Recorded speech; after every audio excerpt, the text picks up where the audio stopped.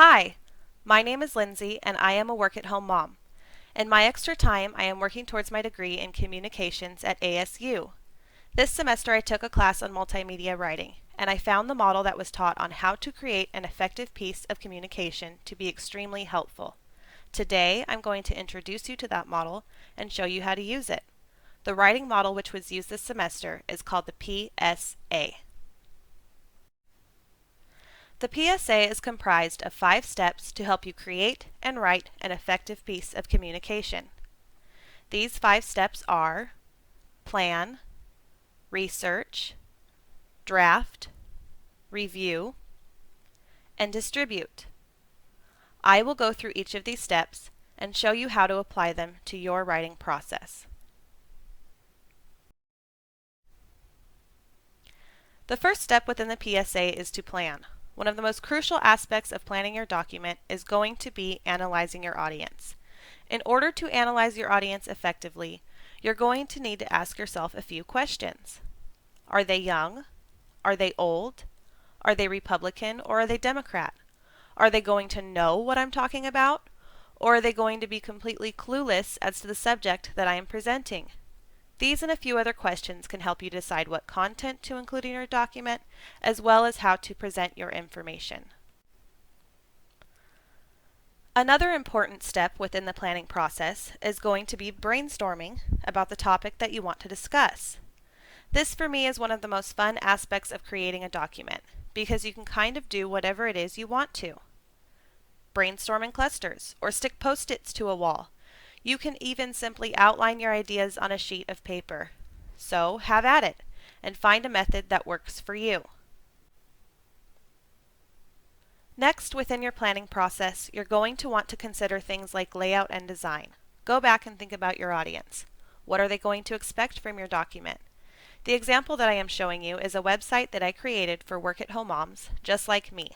So things that I took into consideration were the color of the background, the placement of the photos, as well as the size. And lastly, I created a catchy little tagline and cute header that I hope will distinguish my site from the rest and stick with them for days to come.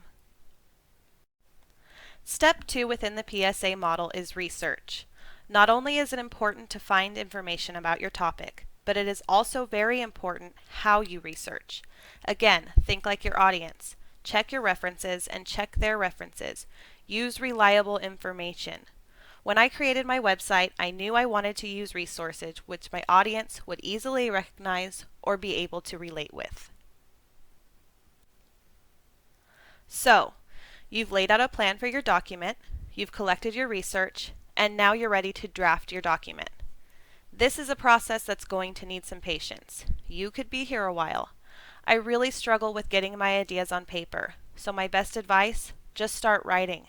It doesn't matter where you start. I tend to begin in the middle, and then round out the edges. You may end up writing 10 to 20 versions of your piece before you work out all of the kinks, but don't give up and enlist the help of others. Now comes the scary part, asking someone to review your work. While in the drafting stage of your process, it is important to ask another set of eyes to look over what you have written. Getting a review of your work can help immensely. You'll be able to get a sneak preview of how your work is going to be received, and their fresh pair of eyes may catch an error or two that you may have missed. This step can greatly improve your final outcome, so don't be afraid to ask. Finally, the very last step to the PSA is to distribute your work.